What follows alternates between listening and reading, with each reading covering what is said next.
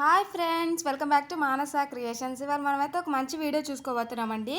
ఇదేంటంటే goat blood అంటే నల్ల అంటారు కదండి, మేక రక్తాన్ని నల్ల అంటారు. దాన్ని మనం కానీ తీసుకున్నామంటే అసలు ఎంత బలం ఉంటుందంటే మనకి చాలా బలం ఉంటుందండి. మనకి బ్లడ్ పట్టే అంత బలం ఉంటుంది కాబట్టి ఖచ్చితంగా ఇదైతే తింటే చాలా మంచిదండి బాడీకి. కాబట్టి అప్పుడప్పుడు తినండి.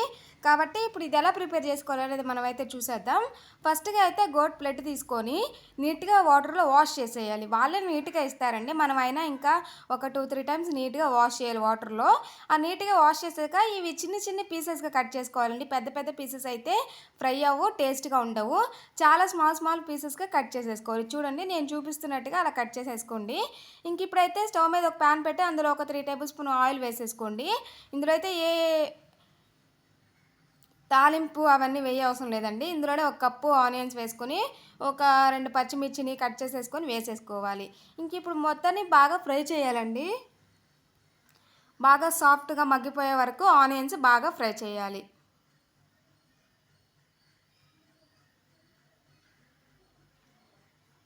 ఇదైతే మన బాడీకి చాలా హెల్దీ అండి. కాబట్టి ఖచ్చితంగా మీరు ట్రై చేయండి. ఎలా వచ్చింది అనేది ఈ డిష్ చేసి నాకు కామెంట్ చేసి చెప్పండి. చాలా బాగుంటుంది ఇదైతే. ఇప్పుడు ఇందులో ఒక 2 పచ్చిమిర్చి యాడ్ చేసేసి మొత్తాన్ని మిక్స్ చేశాక మనం ఇందాక కట్ చేసి పెట్టుకున్న బ్రెడ్ ఉంది కదండి, దాన్ని కూడా ఆ ప్యాన్లో వేసేసుకోవాలి. ఈ బ్లడ్ అనేది తొందరగా వాటర్ అయిపోద్దండి. మనం తీసుకొచ్చిన వెంటనే డీప్ ఫ్రిడ్జ్లో అయినా పెట్టుకోవాలి. షాప్ నుంచి తీసుకురాగానే మనం చేసుకునే ఒక 5 మినిట్స్ ముందుగా బయటకు తీసుకోవాలి. లేదంటే ఇదంతా వాటర్ వాటర్ అయిపోద్దండి. చూడండి, మొత్తం వేసేసాక మనం ఇది మొత్తం బాగా మగ్గిపోవాలండి. అంటే రెడ్ కలర్ మొత్తం బ్లాక్ కలర్లో రావాలి. అలా వచ్చినప్పుడు మనకి ఇదంతా మనం వేయంగానే స్టార్ట్ అయ్యిద్దండి బ్లాక్ కలర్ రావడం. చూడండి, ఆనియన్స్ అయితే మనకి బ్లాక్ కలర్లో వచ్చేసాయి ఆ వాటర్ పడేసరికి. ఇంక ఇప్పుడైతే ఈ మొత్తం కూడా బ్లాక్ కలర్ రావాలి. అప్పుడే మనకి అది బాగా ఫ్రై అవుతున్నట్లు. ఎవరైనా కొత్తగా మన ఛానల్ చూస్తుంటే సబ్స్క్రైబ్ చేసుకోండి. పక్కనే ఉన్న బెల్ ఐకాన్ ప్రెస్ చేశారంటే ఆల్ టు ఆల్ నోటిఫికేషన్ ద్వారా డైలీ మీకు వీడియోస్ అనేవి వస్తూ ఉంటాయి. మనకి ఇన్స్టాగ్రామ్ పేజ్ కూడా ఉందండి, దాన్ని కూడా సపోర్ట్ చేస్తారనుకుంటున్నాను. ఖచ్చితంగా సపోర్ట్ చేయండి. ఇంక ఇప్పుడు ఇది బాగా మిక్స్ చేస్తూ ఉండాలి మనం, అడుగంటి పోకుండా. చూడండి, బ్లాక్ అయిపోవడం స్టార్ట్ అయిపోయాయి పీసెస్ కూడా.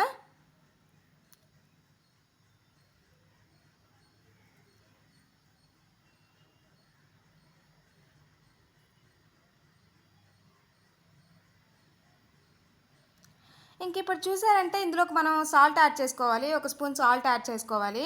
ఎక్కువ సాల్ట్ అయితే పట్టదండి, కొంచెంగా పట్టిద్ది. కాబట్టి ఒక స్పూన్ సాల్ట్ యాడ్ చేసుకోవాలి.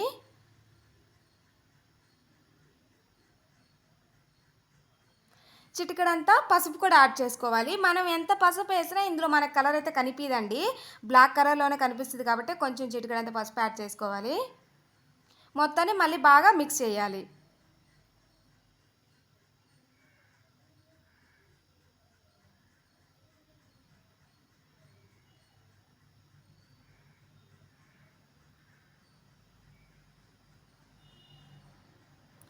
చూసారంటే ఇలా సాల్ట్ పసుపు అంతా బాగా పీసెస్కి అంతా పట్టేలాగా బాగా మిక్స్ చేయాలి.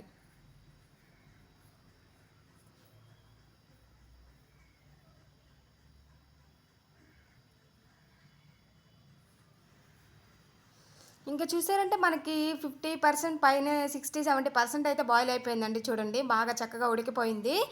బాగా పీసెస్ మనం పట్టుకొని చూసేస్తే ఉడికిపోయినట్లు ఉండాలండి మనకి. ఇంకా చూడండి, ఇప్పుడైతే మనం ఇది బాగా ఫ్రై అయిపోయింది కాబట్టి ఇందులోకి మనమైతే